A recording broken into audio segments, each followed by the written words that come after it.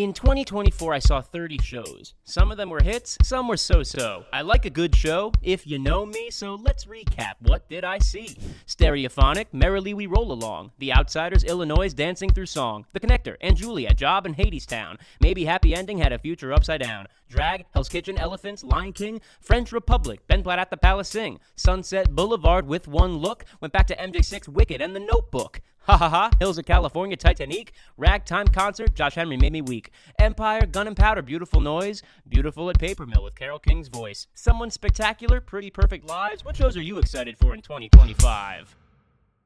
Hello everyone and welcome to episode 1 of Curtain Calls, the first YouTube channel by theater kids and for theater kids. I'm your host, Jared Goldsmith. Most of you know me from Dear Evan Hansen, Lemonade TikTok, Sephora TikTok, or the kid from Stranger Things, Doppelganger. Mental.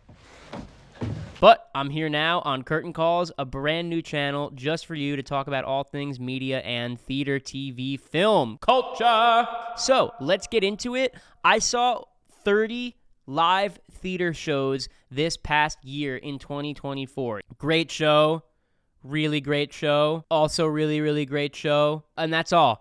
That's all. Just, they're great. That's all. A lot of you guys know me from Dear Evan Hansen. This is me as Jared in Dear Evan Hansen, custom Funko. And here we got a little cast from the cast of Dear Evan Hansen, signed by the cast. Also, I'd be remiss if we didn't have my good friend Audrey 2 here from Super Mario Brothers or Little Shop of Horrors, whichever you are into. And all who celebrate. I did play Seymour in Little Shop of Horrors a few months ago. Very, very fun. Okay, so let's get into it. I want to talk a little bit about this show right here that I got to see at the end of 2025. It's called Sunset Boulevard. It's an Andrew Lloyd Webber piece. As you may or may not know, Andrew Lloyd Webber wrote a lot of famous musicals, Cats, The Phantom of the Opera, 2 of the longest-running shows in Broadway history. Also wrote Jesus Christ Superstar, Joseph and the Amazing Technicolored Coat. Patti LuPone originally did Sunset Boulevard in London. Glenn Close also did Sunset Boulevard on Broadway. Recently, in 2017, there was a Lonnie Price-directed Sunset Boulevard that featured Glenn Close. It was a revival. I believe Lonnie Price directed it. Lonnie Price was the original Charlie Kringus and Merrily We Roll Along. Anywho, so Sunset Boulevard is a show you're not going to want to miss this season. Very well may be Andrew Lloyd Webber's best. This is a scaled-back production. Everyone's wearing all black, and we are just using the lyrics and music to tell the story. Big band, lots of dancing, very talented ensemble, and an incredibly talented leading lady, Nicole Scherzinger, who you may know from the Pussycat Dolls, is playing Norma Desmond. Sunset Boulevard is actually based on a movie from 1950, very, very famous movie. It talks about the transition of Hollywood from the silent films to the talkies. Norma Desmond is a silent film star, and this is sort of her comeback, so to speak, although she probably wouldn't want me to say comeback, because we don't want to talk of her, we don't want her to be referred to as a has-been, right? Say it. She's not a has-been. She is still a has-is, an is-been. She's an is-been, an is-be. Bees? She's a bee. Beads? She is bee. Bzzz. We'll see who brings in more honey. It's a good production. It's unlike anything you've ever seen, especially of an Andrew Lloyd Webber musical. It is very different. It is very special. You may or may not know some of the famous songs from Sunset Boulevard. We have With One Look, As If We Never Said Goodbye, Sunset Boulevard. What makes this production really special, at least for me, though, is we have a brilliant implementation of live feed and videography, which enhances the subject matter, which it is inherently about. The show is about Hollywood and film. This has an even greater subtext now in this age of Hollywood literally transforming in front of our eyes as we're watching things on the digital space like YouTube, like TikTok, like Instagram, whatever it is, it's always changing, right? So you see a story from decades ago and it's still prevalent today with how the industry is changing. And I think the fact that we use live feed to comment on that, it's the perfect fodder for this musical. So we use live feed and videography literally going around the theater. You might have seen some of the viral TikToks of them recording Sunset Boulevard, and the cast is singing and dancing and walking outside of the theater, all around the theater, not just in the actual auditorium, but in the dressing room, outside on the marquee. It's really unlike anything you've seen in a musical. This is forwarding. This is what I like to see. It's something different. It's how we're using technology today to just advance the storytelling, enhance the storytelling, elevate the storytelling, and further tell the plot. I feel like I actually got Sunset Boulevard in a way that I didn't when I saw it at the Palace Theater in 2017. I understood the story a little bit more, and part of that was stripping it back. It felt a little more like the Chicago revival. Everyone's in black. Everyone is just telling the story. There's not really large sets or costumes by any means. There's a lot of videography on this giant screen that we're going back to, and you know where to look because they've directed it in such a way where you know when you're supposed to look up and when you're supposed to look there. It's very cinematic, which makes sense because it's inherently about cinema. Am I repeating myself? Am I talking in circles? Probably. Anywho, this is a poignant commentary on the ever-changing film Hollywood industry. If you like theater, movies, and TikTok, you might find it interesting how Hollywood stars have similarly struggled through transitions of media today versus yesterday. Nicole Scherzinger from the Pussycat Dolls gives a powerhouse performance similar to that of Cynthia Erivo in Color Purple. It's kind of just like I've never seen anything like this. Someone just so grounded. She's not the youngest, but she's also not the oldest, but she just crushes it. This came from London. It really sold out there. It's really, really special. It's worth seeing here. You haven't seen Sunset Boulevard until you've seen this production. I really, really, really mean that. And a lot of you probably know those famous songs. With one look, I can break your heart. And As If We Never Said Goodbye. We'll have early morning magic. We'll have magic in the making. As everything's as if we never said goodbye. As you can tell, I sang this song in chorus in high school, and I do believe we have a clip of me singing it in high school and the choir teacher trying to get us to sing it correctly. Yes, everything's as if we never said goodbye. Stop. We've been over this, class. It's called a diphthong, when one vowel makes two sounds. Please, it's goodbye, not goodbye, I can't listen to that. This is a choir. It's a choir arrangement.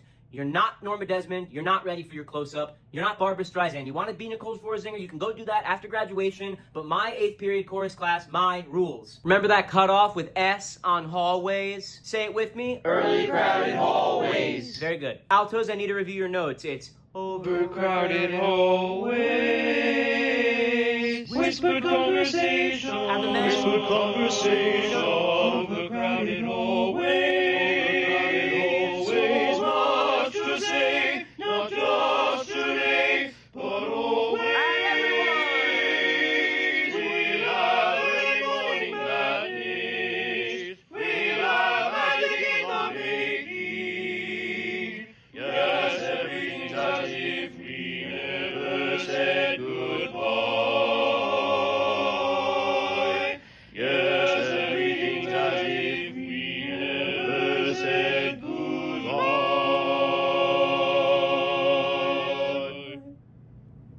It was beautiful. We're going to Broadway. Thank you for that clip of my high school days. As you can tell, I look the same.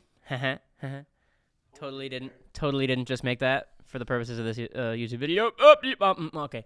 Now it's time to get your happy ending. And a happy ending, of course. We love happy endings in musicals, but this is a maybe happy ending.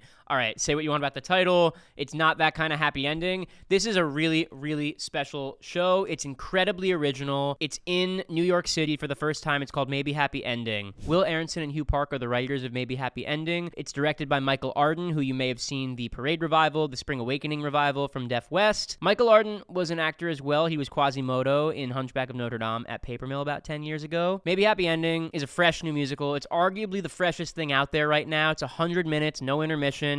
It's so fresh, it has you feeling like a fresh orange. It's like a crispy tangerine from a tree. It's not based on a movie. It's not based on a TV show. It's not based on a currently existing property or musical. It's just fresh and it's good. It's a good story. There's only 4 actors on stage. It's about 2 helper robots. Actually, you can see here HelperBot Inc., and that's their charging port. The musical feels kind of like WALL-E, and I'm not talking about Hello Dolly. But on your Sunday clothes, there's lots of world out there. This musical, it feels nothing like a Golden Age show. We're not in the Golden Age, but it's perfect fodder for a live theatrical show because while it's futuristic and about helper robots, these robots are portrayed by really talented human actors, Darren Criss and Helen J. Shen. And this audience can connect to their humanity in this digital age as we approach Tesla robots. Tesla robot, can I do your laundry? Can I do your laundry? They don't talk like that. They're very humanoid robots, and they give great performances. There's something very regimented about them. There's something very focused and uptight. And they sing. The score is really strong. It moves the narrative really well. It has a very original sound to it. It almost sounds like an anime, or it moves like with a very detailed story. It's a very adventurous story, and it's different. It's quite impressive world building in Future Seoul. It takes place in Korea. The audience learns about the HelperBot and each model of this HelperBot that's been designed. There's a HelperBot 3 and a HelperBot 5 that fall in love. The robots are dying and looking for spare parts in a junkyard where they've been displaced. It feels very human, especially when the HelperBots are capable of finding love. This is a 4-person cast. It's directed by Michael Arden, who did the Parade Revival, Spring Awakening, Deaf West Revival, the Once on This Island Revival, and this show is really, really worth checking out. It's one act, it's no intermission, it's playing at the Belasco Theater, and there is a, maybe, happy ending. Seriously, don't be confused by the title like I was when I tried to get tickets for it. I think we have a clip of me trying to get tickets for the happy ending, and I was greatly mistaken and confused. Roll the clip. Excuse me, I'd like to see maybe happy ending. You want a happy ending? No, maybe happy ending. Well, do you want a happy ending or not? I'm not sure. I haven't seen the show yet. Oh, they'll give you a show if you want a happy ending. I thought it was maybe happy ending. Well, you could definitely get a happy ending if you're out in Los Angeles. You mean on Sunset Boulevard? Yeah, I know this great place on Sunset. They don't give maybe happy endings. They give definite happy endings. Incredible. Excuse me, is this where I can see maybe happy ending? Sugar, this is where we definitely give you a happy ending. Wait a minute. This isn't what I asked for. No! I had myself wondering, could this be real life with the Elon Musk and Tesla robots? I mean, could we have a HelperBot really, really soon that's in our apartment that we might really connect with and then throw out because we throw out our iPhones? Or, you know, it's almost like, it's a little bit of WALL-E, but it's also a little bit of Toy Story meets WALL-E. Like, what if your iPhone had feelings? And what if your iPhone was really upset when you threw it out to get an iPhone 21 because you were done with your iPhone 18? What would happen? Would your iPhone start singing to you? Why did you throw me out? Why am I in a junkyard? I need a new charging port. But they discontinued the lightning port. So how can I survive?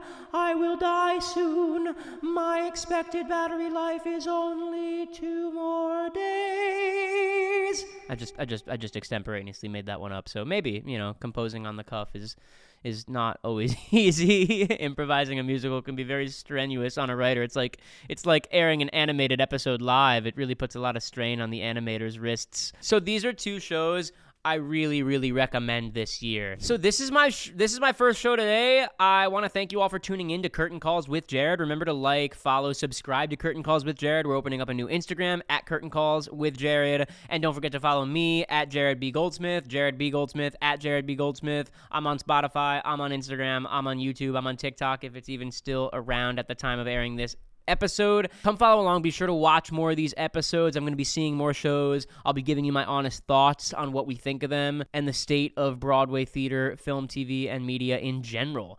It's going to be a really cool channel. I can't wait for you guys to tune in every week as we dissect more culture and art with Jared. We'll have some special guest speakers, and I can't wait for you guys to see more.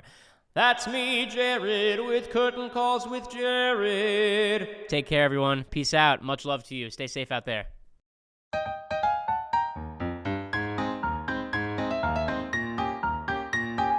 Curtain Calls.